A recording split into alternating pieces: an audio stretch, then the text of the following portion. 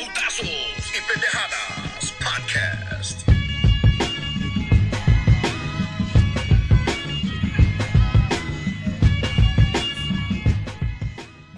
Big fight this weekend. Mexican Independence Day is here. That means it's officially Canelo week. David, I'm excited. We have Canelo versus Berlanga, man. Possibly one of the last times we're going to see him. I predict maybe less than 5 fights of Canelo. So we have to tune in. You got Garcia versus Lara as well, two great champs in the last generation. A matchup that could give us a great show. We also have the return of Plant, the new lowrider king down there. We also have the return of Cool Boy Fulton. Rollies is around, so he's always a blast. David, it's fight week. We got a great card. What do you think, man? Are you excited? Not really, man. I mean, it's a pretty bad undercard. I mean, Canelo generally has terrible undercards for his pay-per-view events. This one is no different. I mean, you have a bunch of fighters, they're brushing off the dust, coming off long layoffs, and they're being showcased in fights that most of them are favored to win. Just think about Lara versus Garcia, right? This should be for the title of the most inactive fighter. Both guys are past their primes. Danny's 37, Lara's 41. Both guys are inactive. Danny had a couple of 2-year breaks recently. He had 1 2-year break after the Spence fight, and then he had another 2-year break after the Benavidez fight. Lara fought recently against Michael Zarafa, but that was just for 1 round, and he was out 2 years before that fight. That he had fought Gary Sullivan before that, and before Gary Sullivan, he was off a year before that. So, it's hard to care about fighters when they don't fight often enough. And when they do, it's versus B-level competition. I haven't really been a fan of Danny Garcia after his 140-pound title reign. I thought his win over Matisse was an excellent win for him. But then after that, it's just kind of, he went downhill. He didn't really have a good 147-pound run. I could be wrong, Mark. This could be ending up to be a very good fight, a good competitive fight, but I'm just not excited about it. Then thinking about Plant versus McCombie. Look, I like Caleb Plant. I think he's a good fighter. I just don't care to see him versus this guy McCombie on one of the biggest boxing nights of the year. Why is this on a pay-per-view card, man? This is basically a Caleb Plant comeback fight. Plant hasn't fought in 18 months. Plant versus McCombie was supposed to headline one of the non-pay-per-view PBC cards on Amazon, but it got postponed because McCombie got cut. I'm not really excited to watch this. And then you talk about Stephen Fulton. He hasn't fought since being stopped by the pound-for-pound great Naoya Inoue, and that was over a year ago last July. Again, another fighter coming off a long layoff. None of these fights make me want to spend $90 or make me want to feel good about spending $90 to watch. I mean, obviously, we know Plant's going to win, Stephen Fulton, but let's call some of these, David. Namely, the Lara Garcia, right? We all know Canelo's going to win. We all think Plant's going to win, Stephen Fulton. But Lara Garcia, I have Lara winning this fight. I'm excited for this fight, but I think Lara's going to win this. I think he's going to come out sitting on his punches more and mix that in with his boxer Cuban style that he's had. I look for Lara to do that and take a win. Obviously, we know Plant's going to win and Stephen Fulton, but they're two interesting fights to me because I've always liked Stephen Fulton. He's going to take some time off after an Inoue fight. Who isn't? Plant, I like his involvement here. I'm thinking they're trying to reach out to the Mexican-American community because he's becoming a large presence in the lowrider community, David, and he's quickly becoming a huge fan favorite of the Chicanos. But I'm going to go ahead and take Lara. Do you want to call that one at all? I think Lara too. I actually don't think Danny Garcia looked good at 154 when he fought Benavidez 2 years ago. And I don't think he got any better in the last 2 years, not having been in a boxing ring. I think Lara is the more natural middleweight. Southpaw, you're right. He's been sitting on his punches more. That could get him in trouble. But does Danny Garcia have the power at 160 to hurt Lara? I don't know. But I don't know. I can't tell you what to expect because I haven't seen these guys fight in a long time. I'm going to go with Lara just like you, though. I think Lara pulls it off. Well, David, let's go ahead and go on to news and notes. What's going on in the boxing world? Beterbiev told the boxing scene in an article published by Josh Evans. One of his quotes towards Bivol is, "He is a boxer, a good boxer. He is my challenge." Another quote, "I will try to be a good boxer. It's because my goal is to be a good boxer one day, and it means I'm not there yet." To me, that's saying, it tells me that he doesn't think he's on par with Bivol, but is he playing like coy here? Is he playing mind games? What do you think? So I think there's something lost in translation there, man. Remember, he's not a fluent English speaker, so that probably wasn't the best articulation of his thoughts. But as far as his boxing skills are concerned, Mark, this is a 2008 Olympic gold medalist. All right. He's won world championships in the amateur ranks as well, gold medals in world competition. This guy knows how to box. He's a good boxer.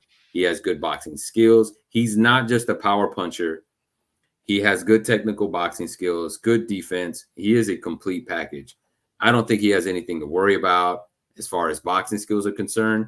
He could also be showing a little humility, just being respectful of his opponent.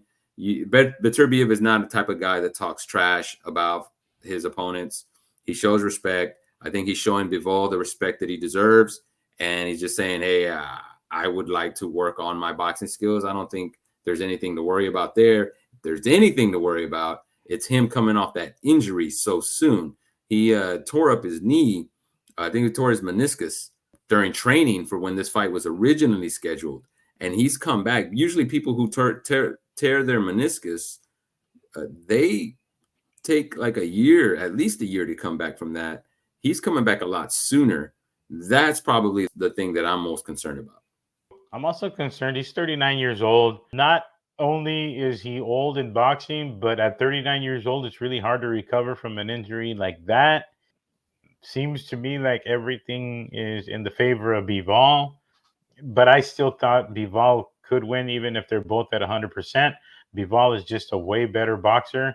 Beterbiev is correct. He's one of the best boxers in the game. I think he's got the best 1-2 in the game. I think he'll win it using the 1-2, using it fast, using feints off of it, throwing it off speed, throwing it full speed, keeping that jab in Beterbiev's face all night like he did with Canelo. And he moves inside and outside with that 1-2 combination better than anybody in boxing. I have him winning a unanimous decision. I don't even have it close. I think he's going to box him beautifully, just like he did against Canelo. Yeah, I like Beterbiev in this fight. I just think the power is going to be too much. Bivol can be hit. His in and out movement, I think, will be his biggest asset, and the jab. He's very busy with the jab, like you said. But I just like Beterbiev. I mean, this is a guy who's beaten Usyk in the amateurs as well. But the injury is the biggest concern to me, and like you said, his age. But Beterbiev could just be this physical specimen that can overcome injuries like that. I mean, we haven't seen a decline in him even in his advanced age. He doesn't look like he's ever slowed down at all. Like typically you would see these guys start to slow down.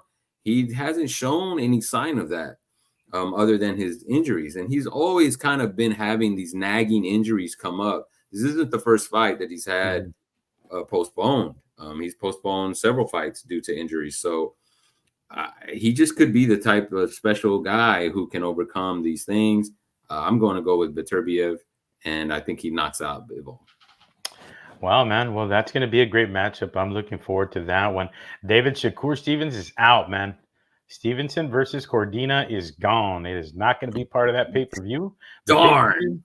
The pay-per-view is still going to feature other title fights, David. They're going to go ahead and go forward with this pay-per-view with Jay Apataya defending his lineal IBF cruiserweight title against Jack Massey, and Sky Nicholson defending her WBC featherweight belt against Raven Chapman.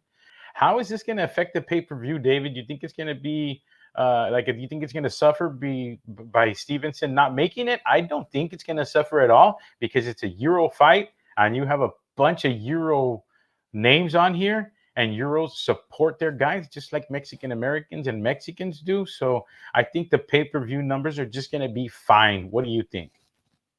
Yeah, I don't think they're gonna be fine either. This pay-per-view isn't gonna do well. Like, you're right. The UK fans are gonna support this for Fraser Clark, the rematch. The first fight was amazing. It was a really, really awesome fight. Both guys went at it. It was a ton of action in that fight. That's really the only fight on here that's kind of pay-per-view worthy. But to be honest with you, I don't think anyone was going to tune in or drop money to watch Shakur Stevenson versus Joe Cordina. That would have been his second fighter in a row that would be coming off a loss. I don't think it matters that Shakur is not on it, but I also don't think this pay-per-view is going to sell in big numbers. Don't forget, Turkey Al Sheikh is going to drop the price on this. That may be something that I would consider. At $20, I might tune in for the Clark Wardley fight. That was a damn good fight, man. I was really, really interested in that fight. And when I heard they're going to do it again, I got kind of excited. But yeah, I don't think it's going to affect it too much. One last thing, David. I just want to go over the Canelo Berlanga fight real quick. David, one question. And I'm going to answer first. What does Berlanga have to do if he has any little shot to win? Now, in my opinion, the only shot this kid has to win this fight is to sell out early. I know he's watching a lot of film on Bivol and trying to mimic Bivol's style, and I think he's doing the right thing there.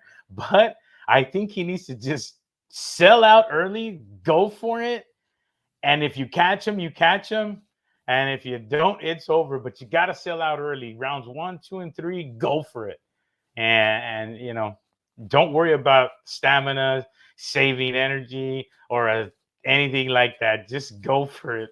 That's your only shot. What do you think, David? I think his only shot. I think he lost this fight as soon as he signed the contract. Berlanga did not prepare himself in any way for this fight. I would be hella shocked, bro, if this dude pulls off the upset. I think that's an understatement, right? I think everybody would be shocked if he were to pull off this fight. Look, Canelo has one of the greatest chins in the modern era. He went 36 rounds with Gennady Golovkin, a monster of a puncher, and I think he might have been buzzed only a couple of times in 36 rounds, and they were throwing bombs at each other. Canelo has a great, great chin. Berlanga is not going to be the one to crack it. That will be his only chance to win this fight. There's no way he pulls off a decision. But what you're suggesting, Mark, going into the Lion's Den and throwing putazos, just go for it. Yeah, I mean, you're right. That's probably the one way that he pulls Throw it him off of his game and just. But Mark, that's it. That's playing right into Canelo's hands, man. If anything, Canelo's an expert counterpuncher. If Berlanga does that, he's going to sleep early. But I see what you're saying. That's really his only shot at winning. I'm not saying just go balls to the walls, but keep your. No, you said go balls to the wall. Yeah, but keep it. You know, the 1-2. Keep your game plan, and once you go for it, and go hard. Going at Canelo is the way to get knocked out if you're Edgar Berlanga. I see turned it into. So it's like this. I see it this way. You either go at him and get knocked out early, or you try to prolong the fight and get knocked out late. Berlanga's going to sleep in this fight. There's no way it goes to decision. He's got to turn it into a Hagler Hearns, man. He's got to turn it into a Hagler Hearns, man. That's going balls to the wall, bro. Yeah. That's definition of balls to the wall. Well, that's all we have for you guys this week, folks. Join us next week when we recap Canelo Berlanga and the rest of the card that David loves so much. Keep subscribing, man. We're on our way to 1,000. Keep subscribing, like, and leave your comments. Do y'all like this card or not? We'll see you next week.